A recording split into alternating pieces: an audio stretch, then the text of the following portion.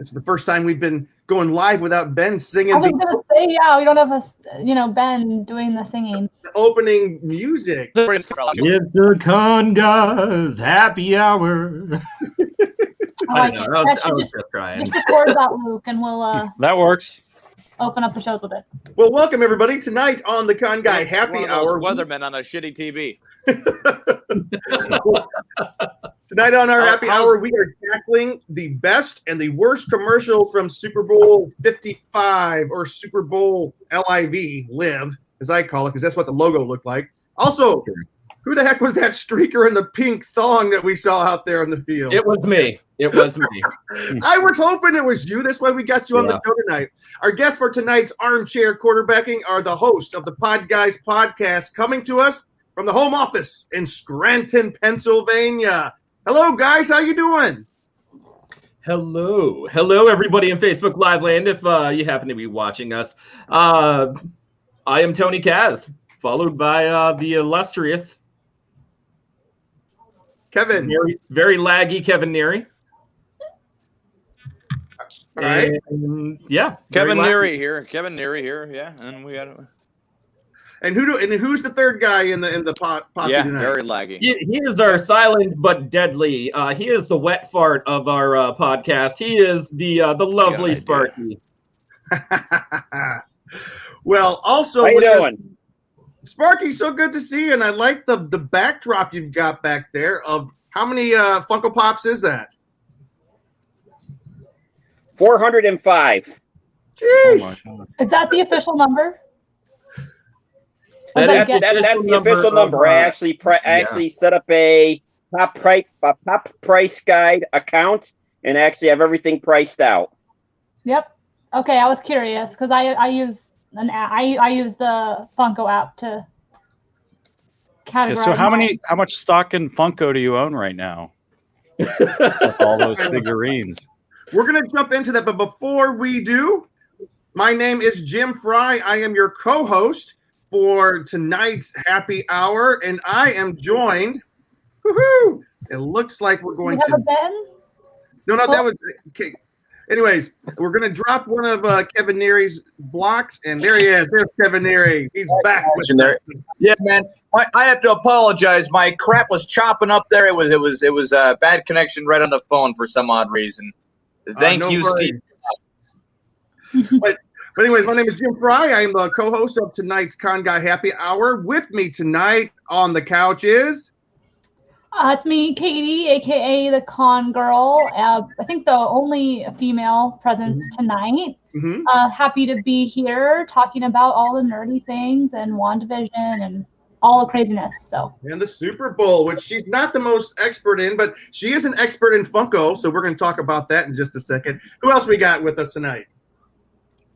We got Cheeseman here, rocking the Browns gear, wishing they were the ones in the Super Bowl, but still celebrating the NFL and post NFL. So we'll see what happens. You are the mayor of NFL draft coming up.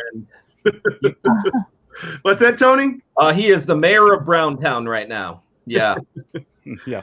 That is for sure. Hey, guys, before we start talking football, we want to find out a little bit about your podcast. Tell us about Podguyz. Our lovely podcast. We're former comedians. Well, I shouldn't say former comedians. We are comedians, I should say. For our particular area. I know Kevin's still on the road. I used to do it a little bit here and there, but we had found each other. We decided to make a lot of funny love for everybody involved. And we just wanted to talk about modern topics. We wanted to talk about, just modern media altogether and really throw a positive spin on things. Mm-hmm. Because there's so much negative press out there lately, and everybody has to have their own opinion, and everybody needs to chop down other people for it. Tony, we had a lot to talk about this year too, man. We had the coronavirus to talk about this year. Black Lives Matter, right in the middle of a pandemic. You got some cop wanting to stomp on some guy's neck. Like, seriously, man. I mean, we did have a lot to talk about this year. even all the comedy clubs were closed down. So Tony was like, "Hey man, what are you doing on a Monday?" And I'm like, "I'm doing nothing, but trying to not die," which is kind of ironic because we were in the Live Super Bowl, right? We were in the Live Super Bowl during the deadliest pandemic year possible. Holy crap! And you would have thought the Eurovision 2020 people would have seen it coming, but no, they did not. Oh my they did not. We have, by the way, we have one more. That's the thing. We have one more co-host joining us tonight. Who is that just jumped in with us? Hey everybody, it's me, old buddy Ben Cleaver. Sorry for the late entrance. Ain't technology great? It's a beautiful thing, my friend. It's a beautiful thing. All right. Again, these are the Podguyz, and they are just about to tell us. They were telling us about their podcast. It sounds like a lot of stuff that we love, but I love what you guys said. I don't believe you. Yeah, right there at the beginning. I don't believe it either, and I said it. But I like what you said. You take a positive spin on the news because that's one of the things we like to do here at the Podguyz Show. Is there is so much toxicity out there. And we can get wrapped up in it. Any kind of rabbit hole you go down, it's going to be kind of whatever. But Ben, why don't you introduce yourself to the team here? Hey everybody, my name is Ben Cleaver. I'm a co-host here at the Podguyz. I'm a comedian and an actor. What else do I do? Oh, I'm a regular contributor over at thathashtagshow.com. I think my camera's a little crooked. Let's just fix that. There we go. Yeah. And I'm a big old nerd. Woohoo! Speaking of nerds, this is the ultimate AA meetings of all AA meetings right now. Hi, my name is Ben. Hey, when can people find I'm Ben, and I'm a nerd. Full-fledged member. Hey, when can people find your podcast, by the way? How often are you guys posting? We actually happen to post every Monday at 10 o'clock Eastern Standard Time on Facebook Live. Of course, you can catch us on any other streaming device, Spotify, iTunes, iHeartRadio, the whole gambit of particular podcast streaming services. Even along the way to Jio Savan in India, if you see fit. That's cool. Hey, Ben. Yeah, not really, but we had to throw it out there anyways. Ben, you'll get a kick out of this. They actually broadcast from Scranton, the home office in Scranton, Pennsylvania. We do. We do it straight from Dunder Mifflin. Scranton. Hey, Sparky. So, how long you been collecting Funko Pops? I'm not sure he heard me. Uh-oh. Good. About 6 years now. Yeah, you got 430. I just got lag on your side. That's all. It's clearing up now. I turned all my Wi-Fi off everywhere. So hopefully, if you guys can hear me, give me a thumbs up. But as I said, I've been collecting Funkos now for about 6 years now. That's cool. That's cool. What's your favorite ones? That's a big question. That is a big question. It's like asking a parent who their favorite child sure if is. it's polite or if you really think 4, 3, 2. Tell you what, let's throw it over to Katie because Katie, you are a lover of all things Funko as well. And when I was talking with Tony today, I told him that you're going to be coming on the show tonight and that Sparky is a big Funko collector. So I thought that was really cool. So Katie, is there any kind of cool Funko news or anything coming out? I mean, we talked about it briefly a few weeks back, but they did have their Funko fair a few weeks back because the Toy Fair got canceled. So they made a lot of announcements there. Oh, look, see now with this version, you can see all of my Harry Potter pops. This is my Harry Potter wall. It is organized by year. You have the matching. You can't see the top, you can't see the bottom, but it's organized by year 1, year 2, and then the Quidditch World Cup, and then the rest of the years. But yeah, they announced a lot of things. They had a day dedicated to each type of pop. So there was like an anime day, there was a sports and music day, there was a icons day, there was pretty much I think it was 9 days that they did announcements for. So if you go to the Funko Instagram, you'll see all of that. Some of them are already out. They have like the WandaVision pops, they have the Winter Soldier pops, all those. So that's pretty much that. And then, I mean, they're always doing them. They always have like stuff over their newsletter that comes out. I have a question. Yeah. Mm-hmm. How far does your obsession go with Harry Potter? I don't think I could answer that question. But the best answer to it is that it's not getting any less. In fact, it probably grows with age, not lessens with age. So, like, I think most people would think, oh, Harry Potter, it's a thing you're into when you're a little kid. And it's like, no, it started when I was a little kid and it escalated. I mean, my bathroom is themed to Harry Potter. My Twitch channel is themed to Harry Potter. I mean, it's just getting worse. Hey, I think isn't that like the growing trend of like schizophrenia? Like it only gets worse when you get older. You know, like you only get more friends in your head play with you. Yeah, I would understand that. That would make sense. Yeah, that sounds right. That would make sense. You wouldn't think that you would lose friends. You would think that the person that's schizophrenic would lose friends because they would get older and die, and the personalities would just die out. But instead, they just, you know. Katie, we're going to play a fun game. You're going to hold up your hand like this, right? And, you're going to put down a finger if I happen to ask you a question, okay? Okay. Do you have more or less than 5? 5, yes, correct. 5 wands from Harry Potter. If you do, put a finger down. Nope. No. If you ever thought that you could have played Hermione Granger in the movie, go ahead and put that finger down. No, you never had that dream. Okay. No. Hermione's not my favorite. Did you not want to date Daniel Radcliffe at one point in time? No. Oh my God, you are not a true fan. No, you're just picking the wrong character. I'm questioning. Hey, wait. Wait, you got 2 more. Oh my God! All right, man, the wrong characters.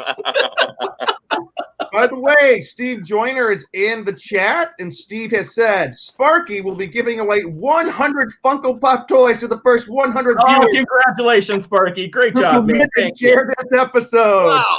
Woo! 100 of it's most expensive. Well, you know what they say, guys. May modesty be the best spotlight. And Sparky, I can guarantee, did not tell anybody about this. But probably he's taking his Funko Pops and he's going home, folks. Yeah, he's packing all 400 some up right now.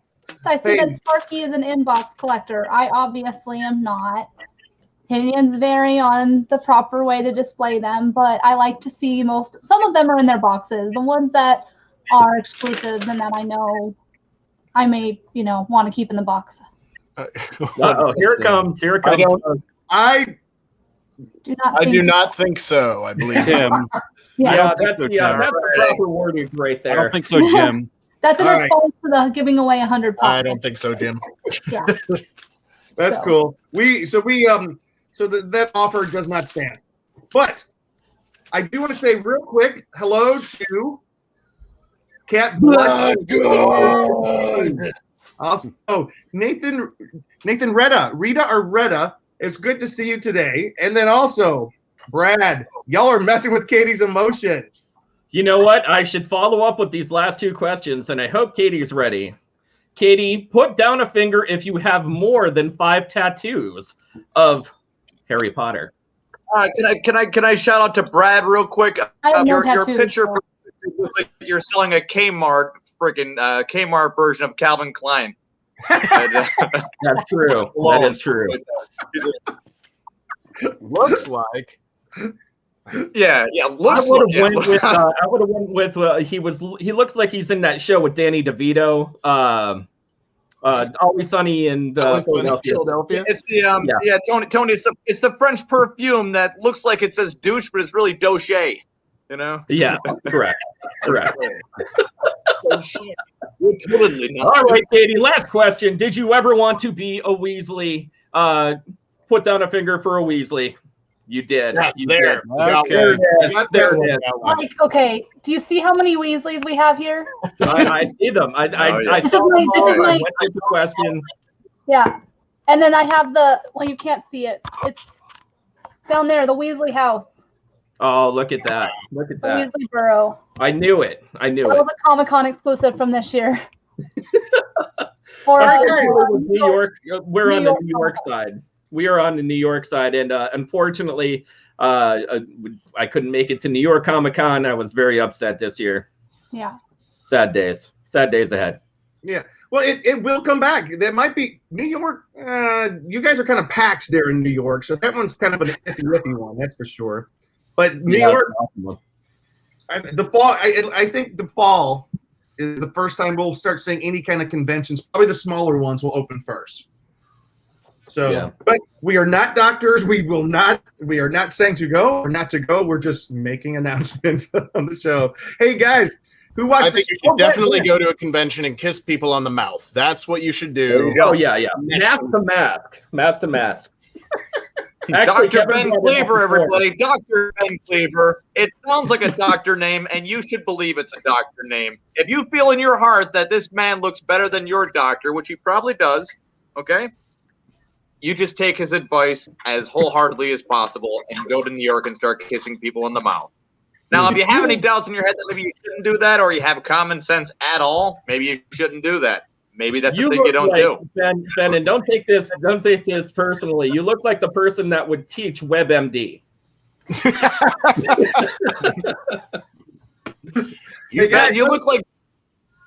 Ben, you look like Dane Cook that actually writes his own jokes. That's a compliment. All right, guys. Let's talk Seth Rogen laugh. Let's talk Super Bowl for a second. Let's do it. You guys had a Bigfoot hunter on your show like a couple weeks ago. We did. So we have cool. the Northeast PA Bigfoot Society. If you want to check it out on Facebook, New York Bigfoot Society. It's getting quite the following in Northeast Pennsylvania. It's huge. That's cool. That's cool. Yeah. All right. The biggest thing is the guy kind of looks like a Bigfoot. So, that's true. It's tough. He thought he saw the Bigfoot the last time. Naked with pictures in the reflection of a window. Yeah. All right, let's talk football. Okay, Steve Joyner, please follow. You have to win and date with Sparky. Oh, now there's something we could all get behind. Yeah. Who gets to choose? We get to choose. We're going to leave it up to you guys, along with this wonderful Super Bowl questioning. Let's do this, Jim. Rock and roll. So, who watched the Super Bowl yesterday that's here with us, or at least chunks of it? All right, cool. At least I think most people probably were at least familiar with the ads. This is what we're going to do. I'm going to go through. I'm going to mention an ad. Say if you think it was a touchdown or a fumble. Touchdown or fumble. I'm going to make this easy on us, all right? Because there were a lot of ads. Let's start with right at the top. The Falcon and the Winter Soldier. Touchdown.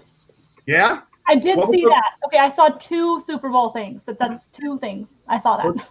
Woo-hoo. All right. What was great about it? What did it show us? Did you watch it? I'm a huge Marvel fan. Just to let you guys know, I was hoping that this was going to lead into WandaVision, and this was going to lead into something else in particular. But Falcon and the Winter Soldier is a very quirky. Not Cheech and Chong is going to be Husky, or what the hell is the name of that freaking Starsky and Hutch? Starsky and Hutch. There we go. It's going to be a weird Starsky and Hutch, and it's going to be in Marvel fashion, of course, bringing you quirkiness and fun and a little bit of not a little action. It's going to have a lot of action. It's going to be nice. The thing I got really hyped about is I know when Cap gave up the reins in Endgame, everybody was like, who's going to be the next Captain America? Because it could have been either Bucky or it could have been Falcon. And then they chose it to be the Falcon. And so the scene in the trailer where you see the Winter Soldier catch the shield and holding the shield, I was like, ooh, you're trying to do both. Like, you're giving the fans that want either one to be Captain America to be there, and that gave me chills. It was kind of not as epic as when Cap got Mjolnir in Endgame, but it was on the same level. So, all right, next, Squarespace is 5 to 9 with Dolly Parton rewriting her song. I don't know if I saw that one. I don't know if I've seen that either. I don't think I didn't remember that. Dolly Parton redid 9 to 5. She changed it into 5 to 9. It's all about the jobs that we all do, the gig economy after work. It was really cool. I'll have to check it out. You know, give it to Dolly Parton. Just keeping with the new era on how everything's going with the economy. The economy is not good, by the way. I love it how people like to talk about how the economy is great. Listen, man, we're renting out our spare rooms as like apartments, and we're driving people around in our brand new cars of random strangers, and then wondering why there's a virus out where we all start to cough and sneeze on each other. It's hard to put gas in my Maserati. Okay, stop it. It's hard. Right. What? It's your Maserati, Tony. Come on. All right, guys. Here's my favorite commercial of the night. Jason Alexander, his face on the front of the hoodie while they were singing "Greatest American Hero." I thought that was the most creative commercial I've seen in years. Loved it. What do you guys think? My buddies back home texted me. They're like, "So we all have to get Jason Alexander hoodies now, right?" And I was like, "I think you know the answer to that." Hey. And what's significant about the song was too. It's from an episode of Seinfeld. Yep. Yeah, that's. We'll say that just as sorry. Yeah, we have so many people commenting. Yeah, that was cool because that's Jason Alexander of George, his answering machine. That's what was so great. What about the Cadillac? What about the Cadillac Scissorhands? That was pretty good. Timothy Chalamet as what was his name? Edgar Scissorhands. Sparky didn't like it. Sparky didn't like it. I'm actually going to thumbs down that too. Did you know that there was actually Winona Ryder in the car with him? Yeah. Well, she was in. Yeah, they made it a Stranger Things reference, but it was weird. That was a weird commercial. I wonder if Winona Ryder practiced for the role by stealing a car. You know, she tried to steal the key to drive it over, but you know, Cheetos. It was like, no, I'm practicing for a role the whole time. Method. Not everybody gets what you're talking about, but that's classic humor. I love that. Cheetos, it wasn't me. Celebrity couple Ashton Kutcher and Mila Kunis. I did see that one, but I saw it before the Super Bowl happened. I thought it was great. I enjoyed it. I thought it was because based off like the whole like it wasn't me. I thought it was funny. But I'm also a big fan of Ashton Kutcher. So no, I'm a big guy.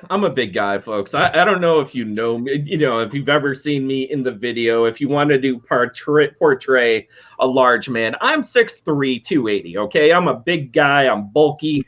I got dad bod. I am grizzly. Okay.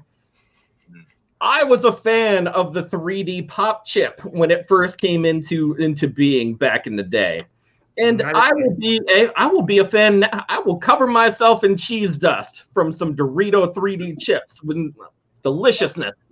But I will not support that. If you see Tony's face, you know what it's from. It's not from anything terrible.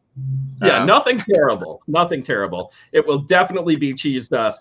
But yeah, that particular commercial, that wasn't good. Brad was saying that Dolly Parton has said that she wants to name the sequel to the movie 5 to 9, which is cool that she did this version for Squarespace. So maybe there's a movie coming out that we're not aware of. Chris Gus said, I'm not sure I want to hear the birth story of Little Scissorhands Jr. All right. So let me ask you guys, we have a special guest who's going to be joining us here in a couple of minutes. Tony, you said you want to stay on and listen to some WandaVision. I just want you to know you are more than welcome to stay with us, my friend. I have quite the opinion. on WandaVision. We have a special guest who will be joining us here in about 2 minutes. So let's hurry up and get through this. What about Wayne's World, Uber Eats? What do you guys think? Can't get enough Wayne's World. Can I call that the dumpster fire of the week?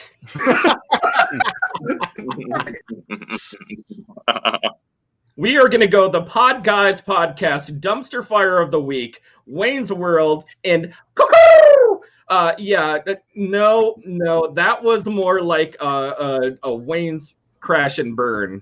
That was a horrible commercial, followed by horrible acting and a reference that should have died in that whole commercial. Wow. Yeah, old references. You know what I always say? Old references are like shared titles for Marvel movies. Unnecessary. Just throwing it out there. Let's take two primarily weak characters and smush them together and give them their own movie. Yeah, and let's mix them with Cardi B. All right, what That's about why you need it couldn't just be the Ant-Man. It had to be the Ant-Man and Wasp. And you're like, I what heard- are you doing? What are you I heard that after that commercial, she drugged them and took their money. That's all I'm saying. That's flat all I'm- Matthew McConaughey? What about the Doritos 3D flat Matthew McConaughey? Fumble or touchdown? That's a touchdown. I thought it was a Oh, fumble. yeah. Okay. Hey, I'm guys, gonna go thumbs down on that too. Kevin, you gotta tell us why, man. You gotta tell us why. I just like Matthew McConaughey when he talks in commercials. That's the only time I could actually take a commercial half the time. I'll be honest with you. It doesn't matter what the product is. I'm not going to buy it. I'm too cheap to buy stuff. I don't buy stuff. But I do like it when I could just like, oh, there's a familiar actor and he's talking about like a Lincoln. I'm like, well, that's what kind of car he's driving. So that's when I turn into a 70-year-old when I'm watching reruns of Regis Philbin, obviously because you can't watch the new episodes. this is what I consider the worst commercial of the night. Oatly's Wow No Cow. Do you guys remember this weird commercial of this guy? Oh my God! Yeah. Sitting there playing his. What was he playing? It was a synthesizer. It was so bizarre. Yeah, it was like the a theremin. It looked like a theremin, but it was a synthesizer. Yep. Yeah, that was wow. Not to say that was as bad as Cardi B, but that one in particular, wow. Yeah, guys, we're gonna bring somebody onto the stream with us right now. Coy, welcome. Coy, we have 1 minute left of Super Bowl talk, and then we're gonna jump into the madness of Marvel Multiverse. Do you mean my Tom Brady now having more rings than any franchise in football history? Or, Yeah, he's like Thanos of Super Bowl rings. Now he's on his second hand and some weights on it. I just feel like, you know what? He doesn't even need thumbs. He's on. Yeah. Look at that. Next year, going for it. Coy, some people would call him the the Liberace of quarterbacks right now because of all the jewelry. I think he's earned it, and I think that no matter when he retires, he can be Liberace the rest of his days. That magic man. Oh yeah, it's not fair that he looks younger than me, and he's got all of this. I know, guys. I do have to give a special shout out though to Toyota's Jessica Long story. The Paralympic swimmer Jessica Long, who the story about her parents trying to decide to adopt her as a young child, not knowing if they'd be able to keep. That was one of the most inspirational commercials. That was an awesome commercial. And since commercial. All right. Okay, real quick. M&M's commercial with Dan Levy. Good. General Motors with No Way Norway with Will Ferrell, Aquafina, and Kenan Thompson. Ben? Did you see Audi's response commercials to that one? No. Audi produced 3 response commercials to that with the guy from Game of Thrones, the red beard guy. What was his name? Oh, the dude. The Irish guy. I love that guy. Audi did 3 commercials with him responding to the Finland commercials with Will Ferrell, and they're pretty good because he's basically like Norway. And perhaps you're going to Norway. Perhaps one of the most you're in Sweden. most tone deaf commercials of the night. Robin Hood. We are all investors now. Yeah, bite me, Robin Hood. I'm telling you. Kevin, do it. Kevin, do it. Wait, was there a commercial that's for Robin Hood? Robin Hood. Yeah. Let's close it out. Yeah, here, Robin Hood is assuming that people weren't. Robin Hood is assuming that people were not born investors, unlike the commercial would portray. They were assuming that people were born yesterday. Okay, because Robin Hood portrayed the trust of every single one of the people that went on their platform. To trade options on GameStop and to buy anything on GameStop. Robin Hood actually performed a reverse Robin Hood, robbed from the poor and gave to the rich, because holy Christ, the irony involved is just insanity. Yeah. The SEC is looking into it. If anybody does have a Robin Hood account out there, I really would suggest you go to any other platform. The only problem is that Robinhood has a very easy to use interface, user friendly little space out there. It's very user friendly. All right. Every other platform, not so user friendly, but regardless, Yeah, everybody's born an investor. Give me a break, Robin Hood. Go shove it up your Robin ass. The opinions expressed are Kevin Neary's own and not those necessarily of the Con Guy Show. All right, as we say goodbye to this section of the show, as we say goodbye to the podcast guys, Yuri Andrade. Do you know that name? His name strike a bell. He's a 31-year-old Boca Raton native who went running and streaking across the field during the Super Bowl wearing a Anyways, he's a Florida man. He ran across the field. Of course he's a Florida man. Can I just say that he had more running yards than the entire Kansas City offense? That's true.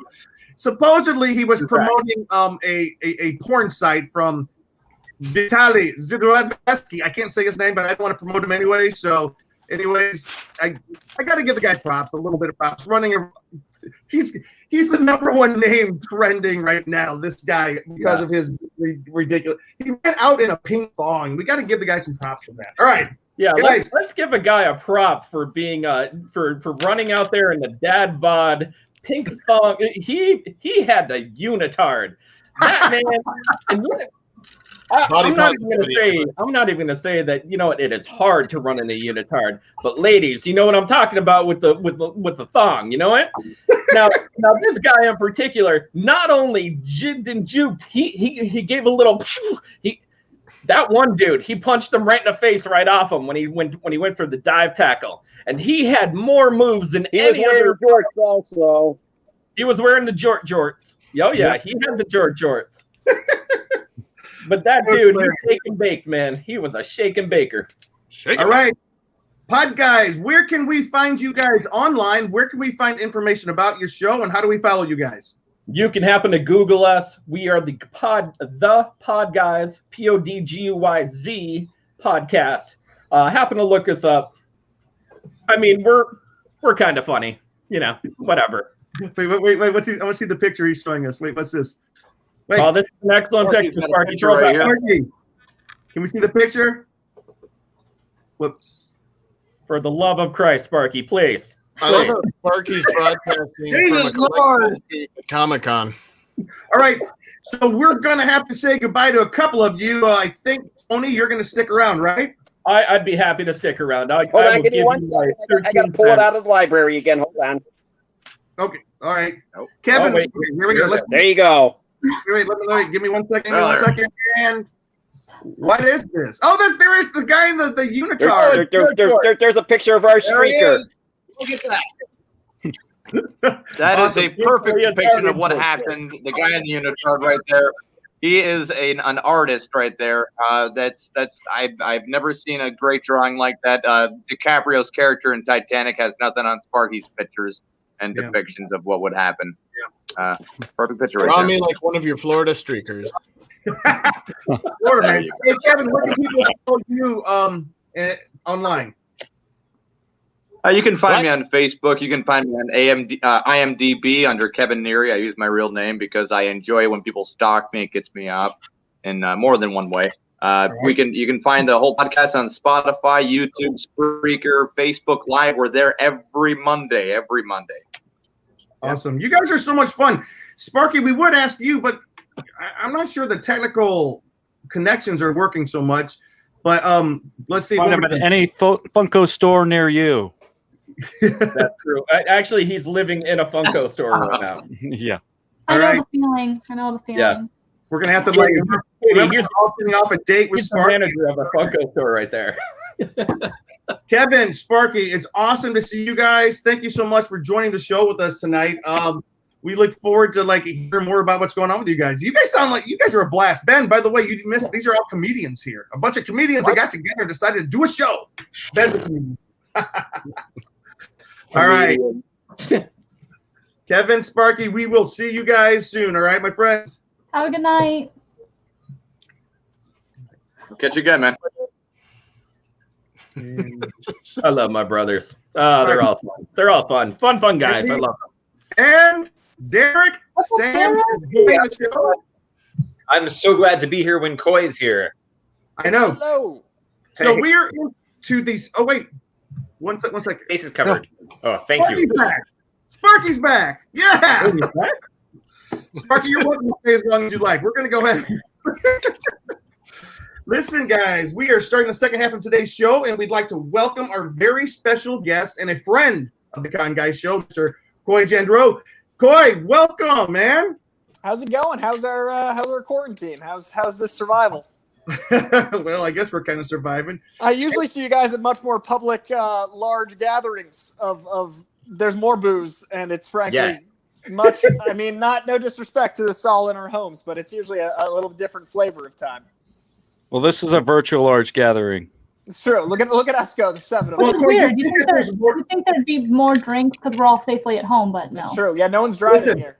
That's I am safely at home with quite a few booze right here, so I don't know what you're talking about, guys. I have my iced tea provided by Jim and Luke the other night.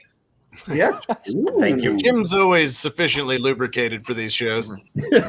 So I know these thoroughly gents, moistened. these guys through Brad Everett Young, who we grew up in the same town, and like our families know each other. So it's the tiniest world that brings me to this. Brad is actually watching. There's Brad right there, Coy. He's getting biscuits right now, man. I'm so jealous of the food he has access to. He's sitting at home in Danville. Man, oh man, does he have good eats. All right. I will when it's safe to get on a plane again. Yeah. Guys, for those of you who may not be familiar with Coy, I don't know who that is. He is from Collider, Nerdist, Screen Junkies, and so much more. He's here to discuss WandaVision Episode 5 and where the heck he thinks the Marvel Multiverse of Madness might be going, because if there's somebody that has opinions, I think Coy is it. Coy, thank you for joining us tonight. Why don't you introduce yourselves a little bit better than I did for people who may not be familiar with you? So I am the guy that loves comic books loud enough that it turned into a job. I've been reading them since I could read, and I host a show called Comic Book Shopping.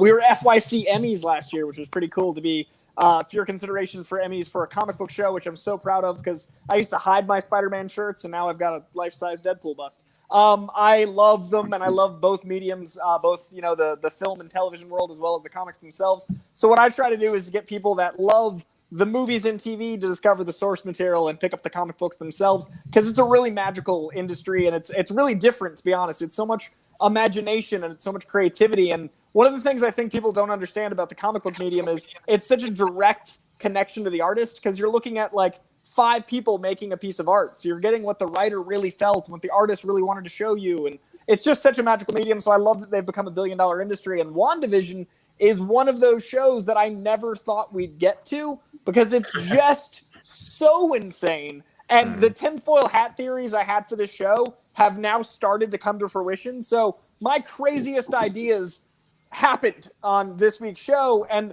I not to be the guy that was like, told you so, but I said about 4 years ago, they should do a reverse House of M in order to bring in the mutants on a movie fight. Shit, that was 6 years ago. 6 years ago, I said they should do M of House, and they should have her say mutants instead of no more mutants, and that activate the X gene. Now, I don't think that's what's going to happen. And yeah, good man. Is it the talking one?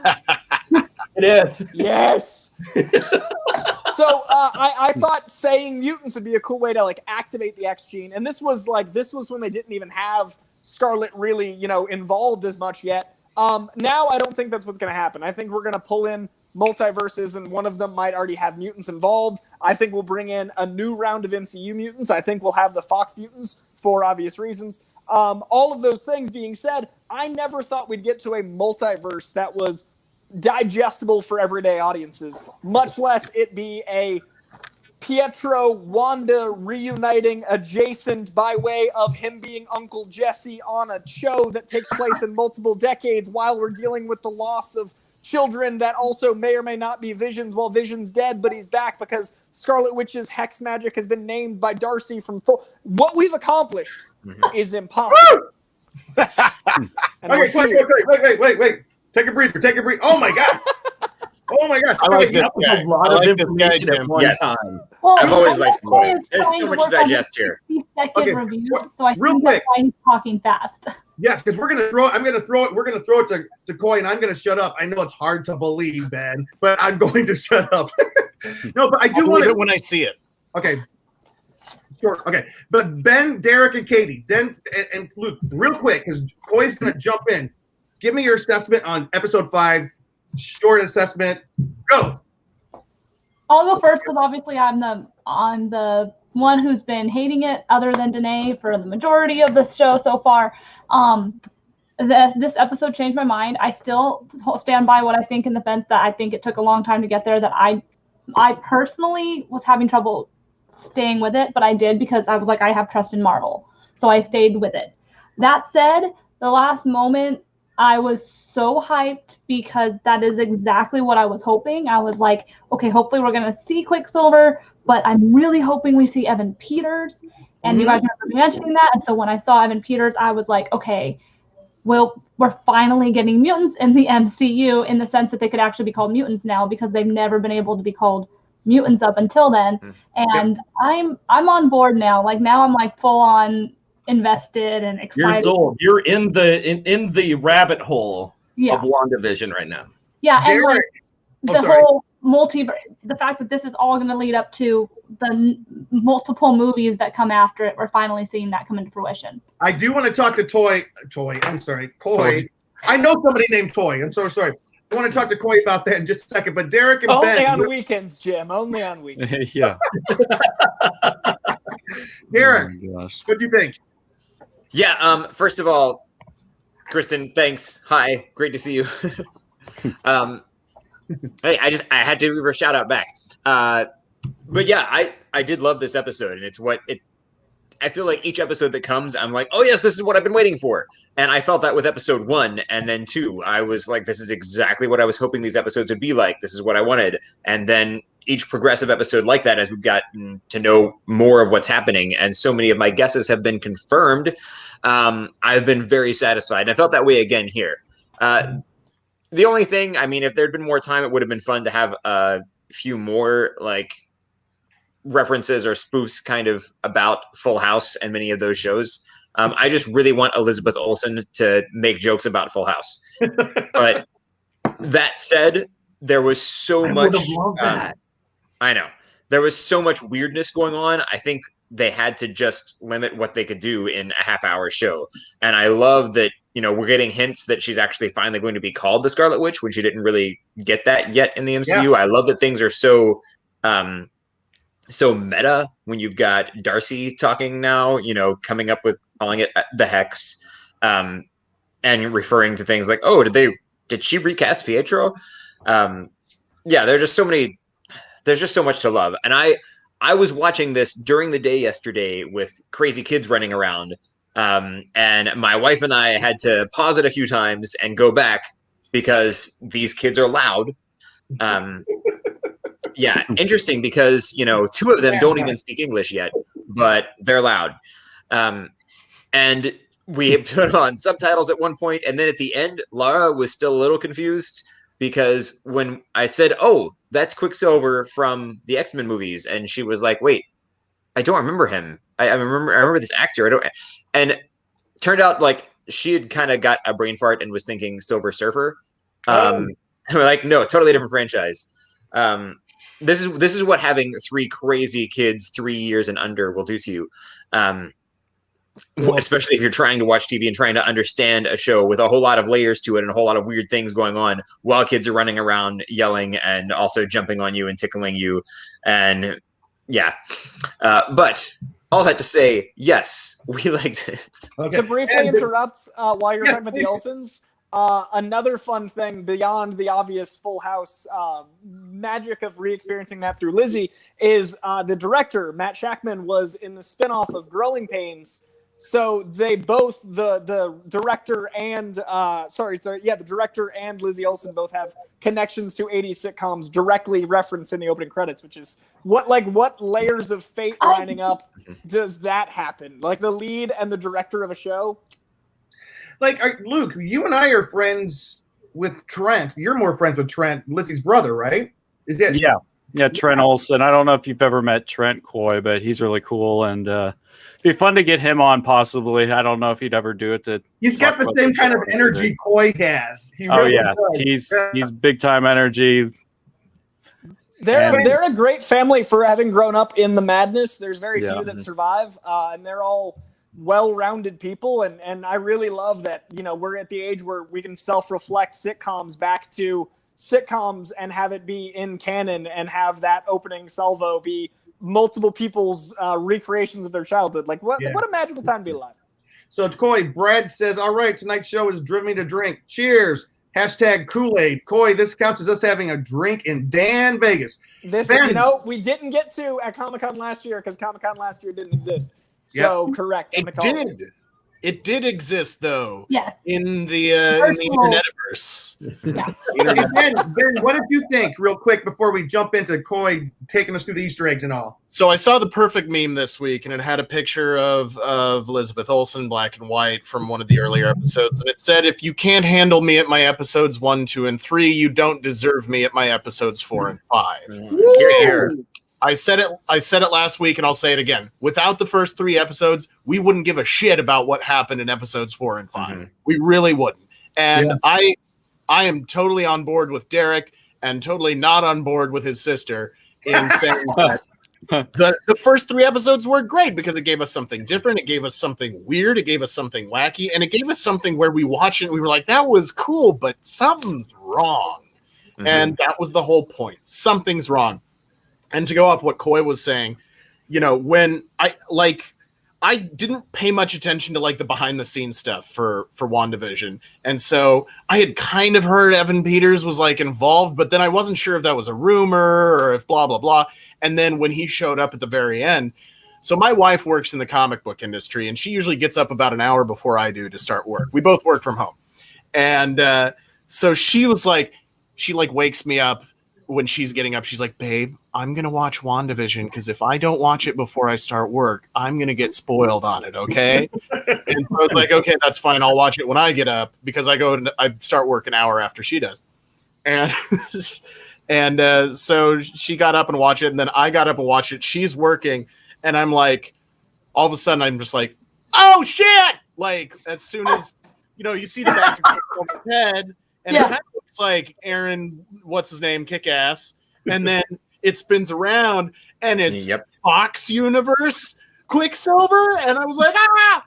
And I do again, I'm going to say this, what Coy said with the House of M and Scarlet Witch saying no more mutants now is, I'm looking forward to seeing, is she opening up multiple universes? Is she manifesting mutants into reality? She's started, they've asked the question, is she just creating people out of nothing now? Is she this godlike being? And what's exciting now is we've seen our first Fox X-Men universe character in the MCU now. And so Tony and Coy referencing Deadpool, now this is starting to crack that door open for Ryan Reynolds to start making his way. And I am so looking forward to seeing Ryan Reynolds play in the sandbox of the MCU. So my 6 year ago pitch was M of House with saying mutants instead of saying no more mutants. My 4 years ago pitch, which I know Rob Liefeld and he approves on record for this pitch. Now I just got to get Ryan and Fox and Marvel and Kevin, lots of other names to sign off. What if this guy, instead of killing the Marvel universe like he does in the comic books, Deadpool kills the Fox universe, and we see Chris Evans and we assume he's going to be Cap, but then he flames on, and we see Michael B. Jordan and we assume he's going to be Killmonger, and then he flames on, and Deadpool systematically goes through taking out all of the Fox canon because it needs to be cleaned up, and whoever remains gets folded in the MCU with Deadpool. And that way, he's the only one that way he's the only one that can break the fourth wall. He's the only one self-aware enough to know that he's from another universe. Deadpool kills the Fox universe is my Deadpool 3 pitch. Wait, Tony, what did you just say? We have this. Look, this is as far as my nerdiness happens to go, okay? I happen to do a show with these great guys called the CNA Geeks, Certified Nerd Authority, shout out to them, blah, blah, blah. So anyways, we were just talking about the Wandaverse, and in particular, my disdain, and I hope you guys do this with a grain of salt, my disdain for this particular episode. I'm sorry, I had to say it. And you know why? Because I dislike Darcy.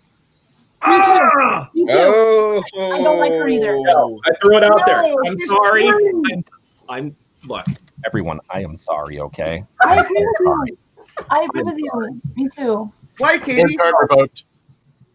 Katie, Back, I've her up. never cared. I don't know. I'm not saying not necessarily her character, but I just don't care for Kat. Every character that she plays is the same character, no matter whether it was from Broke Girls or all the way up to the all the way up through the Thor universe. She played. All right, well, okay, that's fair. That's fair. Yeah. All right. So, guys, the reason. So, Coy, you have what's the name of your Instagram live show? It's Coy. I'm just calling it InstaCoy Live because I'm a narcissist. All right. InstaCoy Live every Friday. Brad, Jim's head has grown 3 sizes today. He goes, Coy is making Jim's head explode with these theories. Listen, so I was on Friday morning, Coy, when you were doing your Instagram live show, I was like, holy crap, this is amazing stuff. You were saying stuff I had never heard of. And so if you don't mind, if you could dive a little bit to your Instagram live, you had notes and you were take us through the series a little bit, man. So first of all, thank you for watching. I really love the medium of Instagram Live because I love and respect the fact that everyone is into comics right now. But it's really fun to do kind of like a free-form water cooler conversation with comic book fans. It feels like going to the comic book store like we used to on Wednesdays and having conversations. So as much as I love the infinite articles and as much as I love shows, it's really cool to do something live and have the interaction. So Instagram has been great for that. It's an hour limit, and I usually go right to the last second, and we have to wrap it up. So what I do is I watch it first thing in the morning, and then I take a couple notes watching it a second time, then I dive right on. So at like 10 a.m., I'm live, having not yet perused other people's theories because I want them to be mine and the people watching. So I dive in at like 10 a.m. and we do an hour conversation, water cooler style, about the episode. This week's was obviously zesty because at episode 3, I started calling Evan Peters with sincerity. I was like, guys, I think this is finally happening. All of my craziest dreams are coming true. We're getting it. And then on TikTok, which is my other medium for craziness, I've been saying since like episode 4, but like right before the episode, I was like, it's either going to be episode 5 or 6. We get Evan Peters. Mark my words. We're getting the crossover in this. And then obviously when it happened, I immediately had to turn on the live and I lost my mind. So my theory with episode 3 was that we were going to get Evan Peters in the 80s because he was going to be the Evan Peters of the 80s when we got him in the X-Men. And it was going to be a crossover due to Wanda not being able to find her brother and then accidentally bringing in a brother from the multiverse. That could still be what happened. That was my theory a few episodes ago. Now, adding to that theory, I'm thinking it might also be Wiccan that has done the same thing. Her son also has reality manipulating powers. There are some ideas that the butterflies in episode 3 and the mobile that she didn't realize she did might not have been her. It might have been Wiccan in utero who has the similar abilities. So what if Wiccan wanted his uncle and was able to pull him from a multiverse? That's why Wanda looks so confused. It could also be because, hey, she thought she'd see her brother when she opened the door and she saw her brother. There's a bunch of reasons she could look, that baffled. Also, the fact that she had just brought her brother back from the dead, if that's what she did. But the entire episode rested on the fact you can't bring someone back from the dead. So I think in the attempt to bring Pietro, Aaron Pietro didn't happen. Evan Pietro happened by the universal rules they're establishing. Now, what I think is going to be interesting is we've gotten little notes in other episodes like the Beekeeper, who I think is an agent of AIM, and I think AIM is going to be very important as we go along. When they pulled his tether back, it turned into a jump rope, and it stayed a jump rope. We saw, that was in episode 3. We then saw in episode 4 how foundational the outfit was, and then they leaned into that even more in episode 5, how the outfit became bulletproof. It was like, of her own construction, which means those two kids, even if they're constructs of her mind, do remain when the dome falls, and they become Young Avengers. They're Tommy, which is Speedster, and Billy, which is Wiccan. But that also means whatever she constructs while pulling from things means the multiverse collides with us, bringing us whatever potential realities come forward. Now, a lot of people have been saying, like, oh, what if it's Loki? It's not Loki. He's got his own show. What if it's Mephisto? I think Mephisto's Dottie. But even if it is Mephisto in the body of Evan Peters as Quicksilver, that's still Mephisto acknowledging the Fox universe and therefore still making the Fox movies canon and still causing the multiverse of madness. Just in case people are like getting uppity about a twist on a twist, that's still the implication that the multiverse starts with Evan Peters, who started in a fucking Carl's Jr. ad. We're still getting Carl's Jr. to multiverse in less than 5 years. So it's the escalation of multiverse as caused by that image, whether or not it's someone in his body or him himself, that's going to be causing what's to come. Now, what I think is to come is that this show takes place 3 weeks after Endgame. They talk about the fact that she blipped back in. It was 3 weeks between the fact when she came back and her on the field. That's really important and isn't talked about enough because that is around winter time and it's next summer when Spider-Man Far From Home takes place. I think J. Jonah Jameson is also from another universe. I think the multiverse started with Spider-Man Far From Home. I think Jonah was the first character that did it, but they played with continuity, and now the multiverse that Jake, everybody thought was a fraud with, was legit. And now we're going to see how much multiversal madness has already been at play. We're going to get, I believe, Jonah, who you don't cast an actor from another universe to play the same character and change his haircut. I think we're going to see 2 Jonahs in Spider-Man 3. We're going to see OG Jonah, and we're going to see this new universe Jonah. I think we're going to see both Aaron, maybe in a commercial, and Evan Peters as Pietro in the coming episodes. I think we're going to see a lot more collisions, and I think the big cameo that Liz Olsen teased is Eric Lyncher as either Michael Fassbender aged up or Sir Ian McKellen aged down. And I think that's coming probably episode 7 or 8. And I also think we get a secret 10th episode because there's only 1 week between this and Falcon Winter Soldier. That shit's getting filled up. Yeah. I'm very aroused. Clay. Yes. I think I'm there with you, brother. Holy cow, my table has a 5th leg, buddy. That's only my Evan Peters rant, man. There's so many more notes. That's why it's an hour on my Instagram. If you guys, seriously, I've done one every episode. If you guys want to see some deep nerd madness, and I've been right adjacent almost all of it. So check out my Instagram. It's crazy. I'm sorry, I interrupted. What were we going to say? It's okay. So you mentioned like Chris Evans, we all know he was in Fantastic Four and then he went into being Captain America. And as soon as episode 5 aired, I was like, they announced Chris Evans said he wasn't done with the MCU. How do we know he's coming back as Cap? And that's when I was like, if he does not come back as Cap and he comes back as his character from Fantastic Four, pardon my French, but fuck yeah. Like that will be just, there's just so much brain explosions happening since that episode came out with like all the different things that could be happening. And I think that's, well, and we're leading, I believe that Wanda, I think we're going to fix a lot of the comic book problems with their character. I think we've evolved as a society, and I think we take our writing more seriously now. Wanda is an incredible character when we take our time and write her correctly, but she's also a character that when they write her poorly can fall into like mad woman syndrome. And I think that's something, every storytelling trope has its pros and cons. I think mad woman stereotypes have become problematic in every medium. But Wanda really, she's way smarter than some of the arcs she's been handed. Yeah. I don't think we're going to go like, she's a villain, she's a hero, she's a villain, she's crazy. I don't think they'll make that mistake. And that's why I think Mephisto and Agatha Harkness, Agnes, that one's so obvious. I feel like they're going to double blind us somehow. She's even wearing Agatha Harkness's pin and her name's Agnes. Anyway, there's something manipulating Wanda so that when we get to the inevitable, her being controlled, and leading into Doctor Strange 2, it makes sense. I don't think she's the big bad in Doctor Strange 2 unless she's being manipulated. I think Nightmare and maybe Mephisto and Wanda are all a problem for Doctor Strange leading to the Multiverse of Madness. But that's going to lead directly into Spider-Man, which I think Spider-Man 3 is going to be an interdimensional Sinister Six movie where basically they're going to be gathering in Sinister Six from multiple universes. You're going to get Jamie Foxx's from Andrew Garfield. You're going to get Alfred Molina. You're going to get, recently they announced maybe Keanu Reeves as Kraven. So you're going to get multiple villains from multiple universes. All of that. Could they bring in an animated one from the PlayStation game, though? That's what I want to know. Wait, Katie, the look on your face looks like you just had a splashdown when he said Keanu Reeves. No, it was just all the whole thought of, they've been saying for years that they were going to make a Sinister Six movie and still haven't. And so that's why the Drew Goddard script is incredible. What I would do if I had all the money and power in the world is I would do an Ocean's 11 movie and make the Sinister Six the leads and make Spider-Man the antagonist and have a bunch of down there luck villains taking on the nuisance that is Spider-Man. That way you bring in some more nuance to the Sony universe, which they don't really have yet because they got Spidey and Monsters of the Week.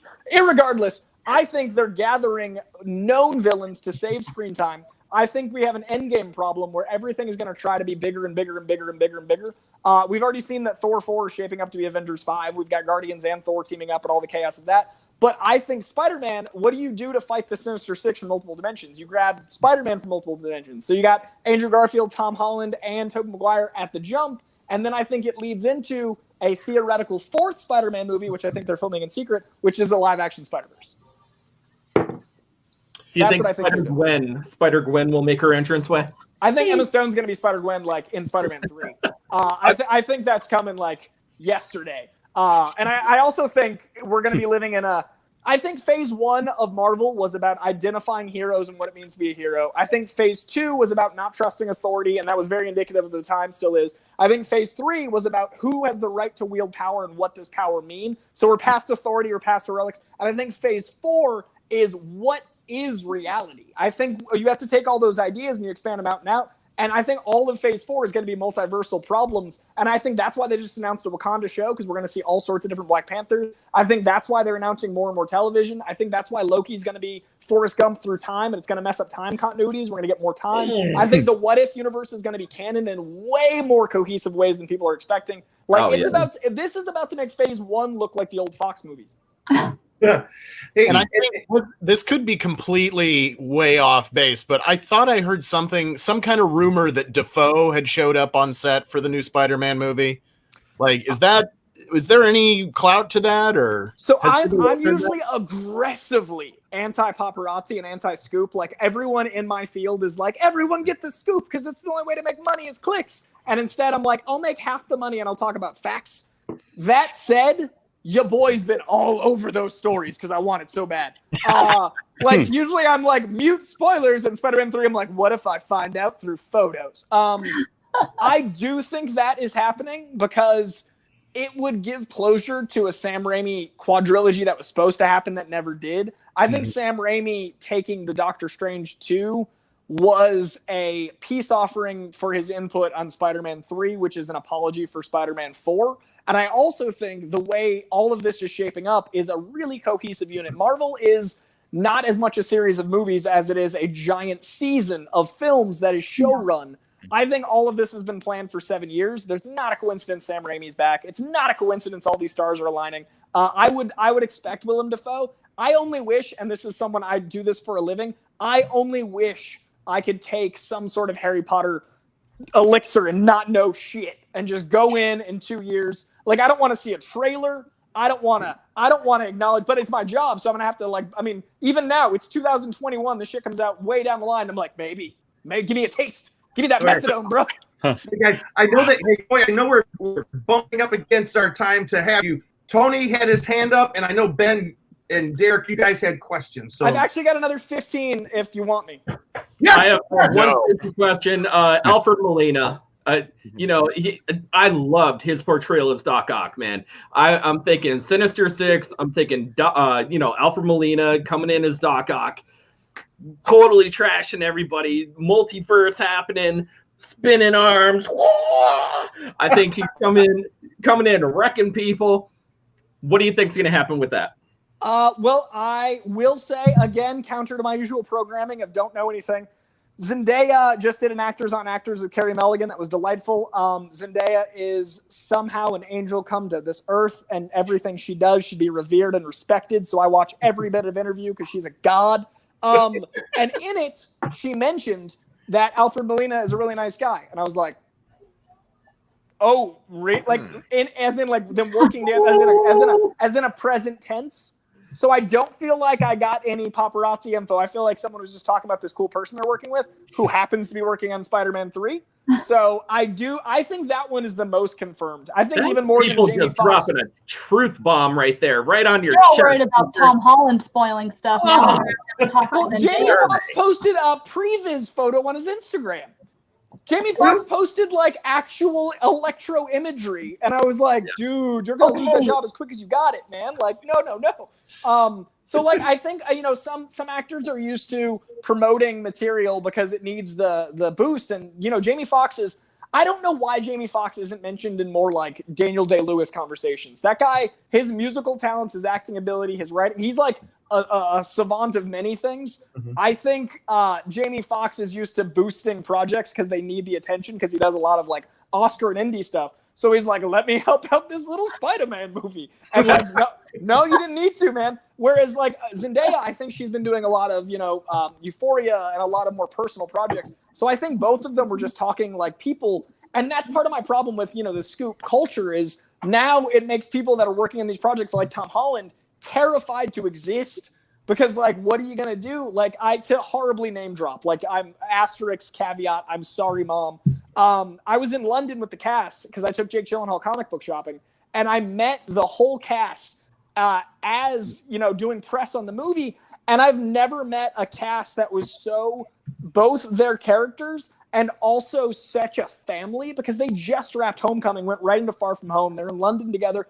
And the bond between those people was so beautiful to see. So it's actually a bummer that they're working on such a big movie because it's like they can't just talk about their friend Alfred Molina. They got to be like, ooh. So like I loved the bond they could have behind closed doors way more than anything that's the sensationalized stuff. So it's really tricky for me as someone that loves this media, but also wants these people to get to make these indies that have $250 million budgets, if that makes any sense. Holy JC, Coy. You name dropped like the perfect name ring. Randomly, here I am shopping with Jake Gyllenhaal. It was relevant to the... Holy crap! Dude, we went to Orbital Comics. Shout out to Orbital Comics in London. Orbital Comics took care of us. They were fantastic. And that was one of the episodes that was FYC Emmys. You can see it on Collider.com. Me and Jake got him a lot of stuff. He's a gentleman and a scholar. Jake's the man. But it was cool to meet, Tom Holland is such Peter Parker and Zendaya is doesn't make sense to exist. It was such an honor. Wasn't Tom Holland quarantining before quarantine because he couldn't spill the beans on any movie? So they're like, you are going in hiding for the next 3 months. Dude, Morbius came out of the woods like, there's a pandemic? The most Jared Leto thing to ever happen to Jared Leto was him 10 days into a quiet retreat coming out like, what happened? Can I throw in one name? Can I throw in one name? And Jamie Foxx, that guy in particular, he had a great storyline and role in Project Power, which you guys can find on Netflix. Project Power was a great superhero movie. I don't know if you guys happen to watch it. If you did not, please watch it. Netflix, Joe Gordon-Levitt, Jamie Foxx, Machine Gun Kelly. Man. Awesome. I'm a big MGK fan, so I was really excited to see Machine Gun Kelly with Joe Gordon-Levitt. I was like, what's happening? Hey, Ben or Derek, did you guys have a question? We're bumping up against our time here. I don't know. Every time I think I'm going to ask something, like Coy just keeps talking and he just goes like 10 years ahead of any questions I would have had. And then he shamelessly just name drops, and then I get embarrassed to be on the show with him, and then he's embarrassed. I mean, what else am I going to say? Like, I got in line behind Jennifer Garner at a Kroger once. There it was. It was in context. I'm so sorry. My mom watching Netflix. Oh, yeah. Can we bring Brad? Brad goes, us Danville people get out of Danville, and you're damn right we name drop. It was in context, and I was saying it for the sake of the elegance of Zendaya. But Derek or Ben, do you guys want to jump in here? Yes. Well, the other day I was having ramen with Wayne. Ben's talking, so I'll wait my turn. Go ahead, Derek. And it wasn't even regular ramen. It was like, I don't know which way to turn. Prepackaged. Okay. It was prepackaged ramen in the freaking like in the plastic, and it wasn't even like regular ramen. It was like jiang chang chao kao, ramen. The 30-cent or the $1, because the $1 styrofoam's actually pretty lit if you use a coffee maker, and you can season that shit. Wasting time. Derek. Okay. I want to know Coy's theory here, because everybody was talking about Agnes being Agatha, and of course, I, being someone who does not know the comic books but appreciates the source material when I'm exposed to it, I'm wondering, because you were saying you think it's probably going to be a bigger twist beyond just her being Agnes, maybe, or beyond just Agnes being Agatha and maybe controlling Wanda. Do you think there might be other characters in Westview that turn out to be other Marvel characters we weren't expecting to see? So Dottie from the jump is the only character we've seen separate from Wanda or Vision that isn't in a set waiting for them to approach. We saw that gathering of people at the school, but that was a setup for Vision to stumble upon them in a TV setting. Whereas we actually cut away to Dottie and her husband in one scene. That's the only time that's happened. From the beginning, from episode 2, again, you can check the tapes. I've been saying that she was Mephisto because there's a line in episode 2 where she says the devil's in the details, and Agnes says that's not the only place he is. And she's also able to she broke the glass and she bled in color, and there's a lot of like indiscrepancies in her character. She also has a lot more control than she should. In the comic books, Mephisto is part of the way the twins are created. Shards of Mephisto exist in the children, and there's also a lot of messy continuity with Scarlet Witch and Mephisto. So I'd imagine it'd be a useful way to do this. It would also solve the Mad Woman problem if you had her being manipulated, if you had outside, things causing this. So I think Agnes is working for Dottie, or Agnes is a manifestation to trick people made by Dottie, which is Mephisto. And I think the double blind might be we find out Agnes is a witch, and then we find out later she's being controlled as well. So we think our big bad is Agnes, and then we find out our big bad is Dottie. And I think the Dottie is going to be Mephisto. And I think Mephisto leads to Nightmare and Doctor Strange. I think Mephisto is going to be an underling of evil going forward. And I also think that's going to be the thing we can't solve with Sword. Like, Sword is clearly a negative. Like, Sword is like S.H.I.E.L.D. was in Winter Soldier. They have too much control. They turned an observation unit into making weapons. I think Sword was trying to weaponize Vision, and that's what caused her to snap. Wanda didn't just go crazy. She was relatively calm in Endgame. The Endgame scene that was supposed to be the post-credit scene was her stealing Vision's body. That, I think, which they used in this episode, I think that's the moment she snapped and realized she would never be at peace and never have safety. I also think that grief and trauma are something that every single character, when they snap out of this reality, feels immediately. So I think Wanda feels like she's doing the right thing by suppressing grief and trauma. She's trying to protect these people. She's helping them get over. She's helping them get over their grief and trauma. So what I think is happening is everyone in Westview has been, the opioid and the masses, in this case is Wanda. They're all calmer, so she thinks she's doing the right thing. That sounds like something Nightmare or Mephisto would feed off of, is all that grief and trauma. And that would be another reason that when she snaps, she thinks this is the way to solve it. And therefore, Vision being used as a weapon by Sword, Mephisto coming or Nightmare coming to feed off of the trauma, everyone in Westview not realizing they're under grief of trauma, all of this is cooking up into one big thing leading to Doc Strange. All right, we got about a minute left with Coy. Ben, you had a question. Where does Morbius fit in 2 years? Or next year, I'm sorry. So Morbius being a Sony property means that you can have him in the Marvel things through Spider-Man, but it's not likely to go both ways. So basically the Sony Marvel deal is Spider-Man is allowed to be used in the Marvel films as long as it's a lot. I'm not a lawyer, but they can use the occasional Marvel film in the Sony properties. That way he stays in universe.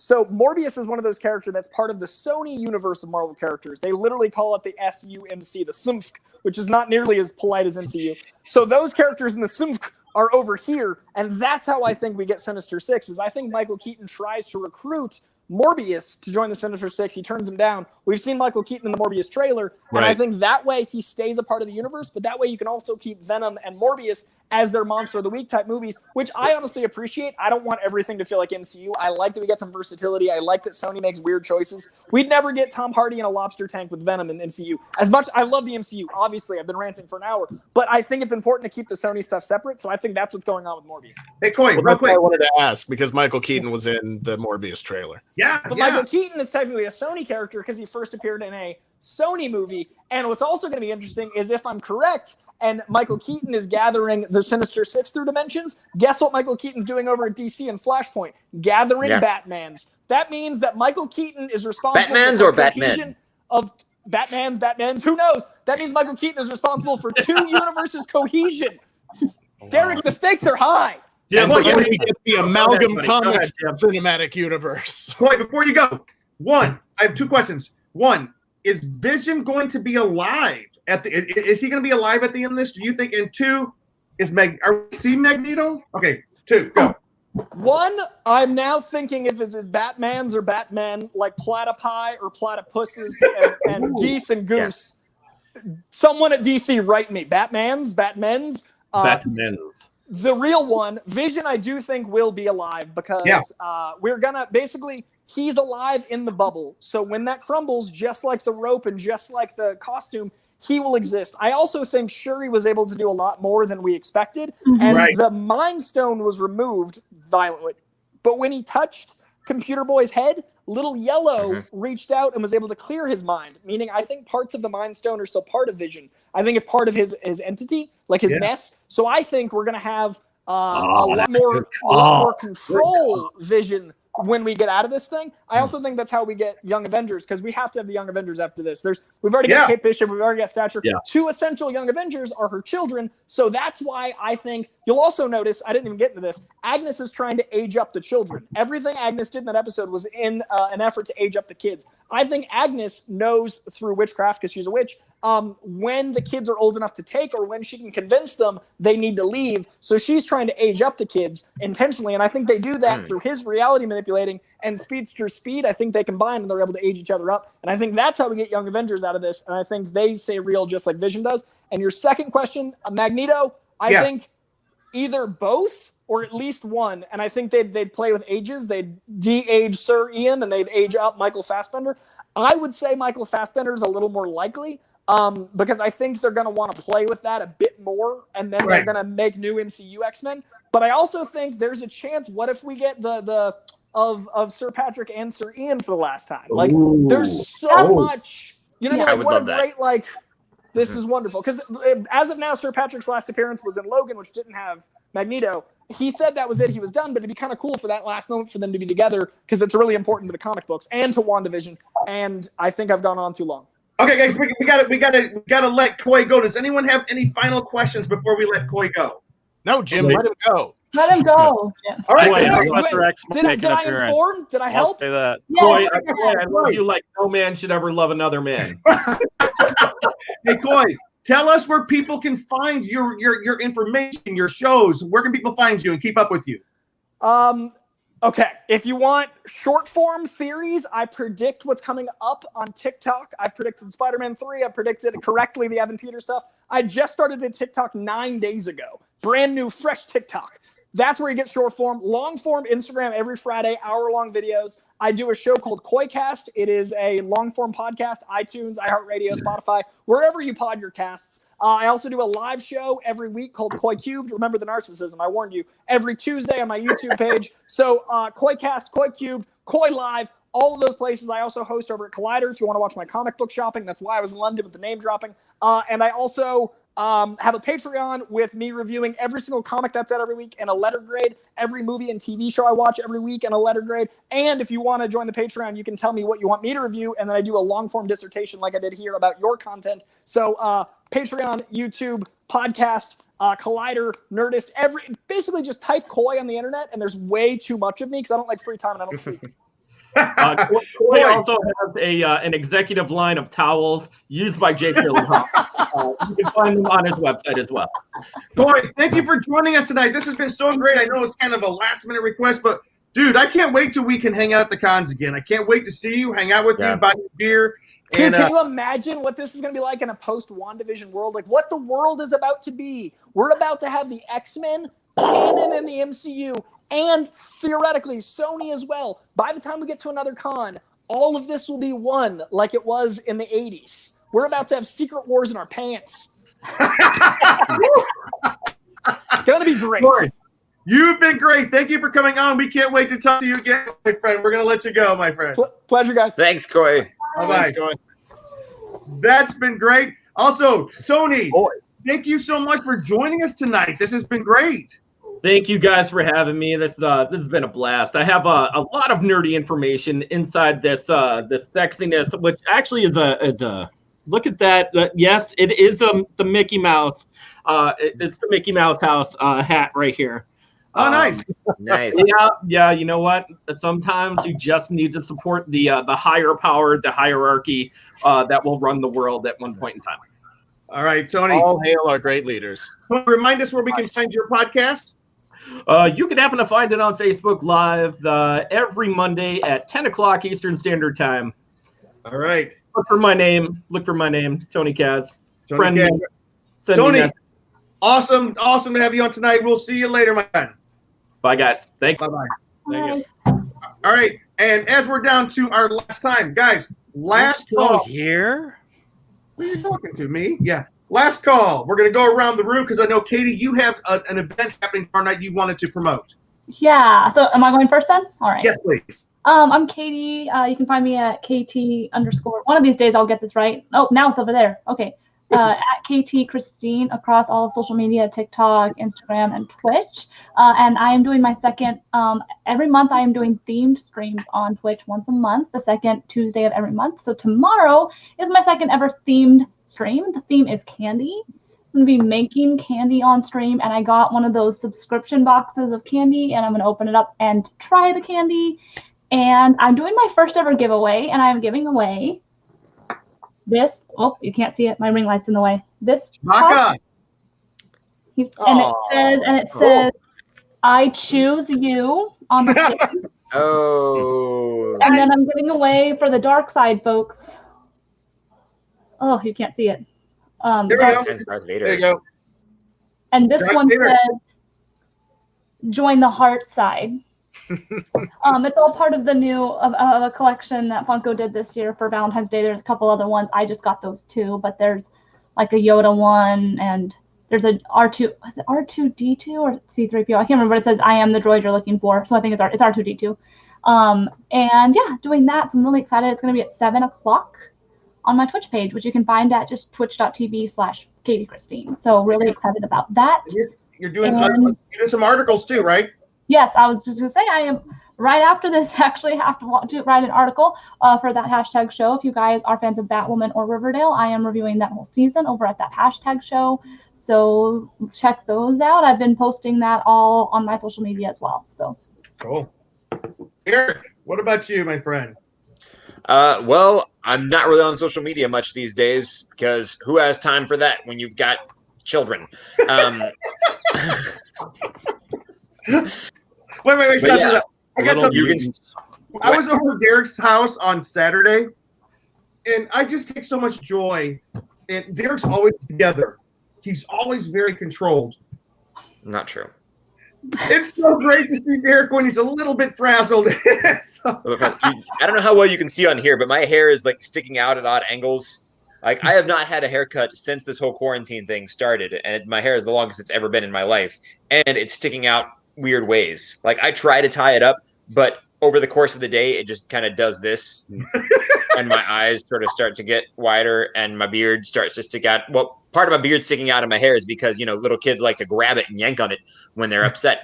But yeah, that is life right now, and one of these days, maybe there will be conventions again, and maybe I will get to go with or without children. But life is good. And this is our version of conventions right now, is online calls and playing with Lego of our favorite properties, such as Hogwarts, Central Perk, Lord of the Rings, Orthanc Tower. Cool. Yeah. We're feeding the geekdom somehow. Derek, regarding children pulling on your beard, there's a wonderful company called Schick. And they've invented razor blades that are designed to cut the hair off of your face. Foolishness. How else does Ben keep kids from pulling on his chest hair? Oh, wait. Brad had a comment tonight. All right, we're going to say it. Wait, we should have said this one. Here's Brad's comment. Ben's chest hair has it has a heart. Warning, adults, has a heart on listening to Coy. My brown sugar. All right. Hey, Cheeseman, last call. Where can people find you and what's going on? Well, yeah, you can find me on Instagram and on Twitter at Cheese on Couch. And I want to say support fandoms and support your football teams. NFL just had the end of their season, so go Browns next year. And support sports, support the movies you like, the music you like, because hopefully it'll all be back this year at some point. Derek is helping you find a new fandom right now. What is it? Football, right? No, Just Derek. kidding. Derek's not. I'm kidding. Harry Potter. Yeah, that was one of the ones behind him. So I have one movie left, so I'll finally know what's going on. It's been what, 4 years? We've been technically it's been a lot more than 4 years, but yeah. No, with Luke. Since we started watching the first movie with Luke, we've been slowly making our way through the whole series. My wife is good at planning things and figuring out when we can do movies. But yeah, so we've seen up through 7 part 1. You're loving it, right, Luke? Yeah, it's been fun, and it's been pretty cinematic. I didn't really watch them growing up because I think they started coming out when I was in late high school or college or something like that. So he wasn't a nerd yet. High school. Yeah, I wasn't. I was watching other things and playing football and going to art school and all that. But he's laughing at all the funny parts and screaming like a girl at all the scary parts. Almost. The spiders, at least. Too many spiders. But I do have to say, Lucas said he liked the first movie much more than he's liking the later movies. It was just surprising thing to say. I know. Yeah. I don't know. I'm more of like a simple kind of guy. Like I like the like fun, the humor, the world, and the everything. Where it's been seeming like more like long conversations, and I do like the action-filled scenes and all that, and when things get kind of fast, but they do get kind of long. You like the stuff that's not dark because it gets darker and darker from 4 on, and J.K. Rowling said it herself, like it's darker. So you like the pre-darkness. Yeah, and as like a sports guy, I like the competitions and all that kind of stuff too that they were doing. All right. Last call, Ben. Was that for me? Oh, it's all you. Froze up there, Jim. Hey, everybody, it's me, old buddy Ben. It's me, old buddy Ben Cleaver. You can find me at BENKLIEWER on Twitter and Instagram. I need to tweet and post on Instagram more. I haven't been doing it enough lately. But I'm also a regular contributor now over at that hashtag show. Starting to work on producing some stuff for them. I just produced a podcast on the 30th anniversary of Silence of the Lambs. Whoa, that's cool. And so that was with a couple guys over there at that hashtag show. So that was fun. I'm having a lot of fun with those guys over at THS. Looking to after this whole pandemic thing stops, doing a lot more with THS. Hopefully, and for those of you who are regular listeners, you already know I'm working 40 hours a week as a contact tracer with the Los Angeles County Department of Public Health right now, and that's eating up a lot of my time. But I'm trying to split the rest of my time between taking care of my home and spending time with my wife and doing nerdy stuff and doing these types of things and losing quarantine weight. And watching Batman and Robin. And hoping that he can use his 35 tickets to Ren Fair 2021. Yeah, I got 35 tickets to Ren Fair that just got canceled. But as far as what Luke mentioned, support your team, LA Rams. We just got Matt Stafford traded for him, so we'll see how that ends up. And my Chiefs, my home. I grew up in Kansas. I'm kind of heartbroken about the Chiefs, and also I hate Tom Brady. So it's a lose-lose for me as far as the Super Bowl yesterday. But I drank, so. Ben. You're freezing up. We did not mention it. We neglected to mention it. Oh, I'm sorry. Am I frozen? Yeah, you're good now. Oh, wait. You're good now. Coy said that was funny. Hey. Thanks, Coy. Brad says Ben Chest Hair needs its own Twitter and Instagram accounts. Chest Hair could talk. Brown sugar.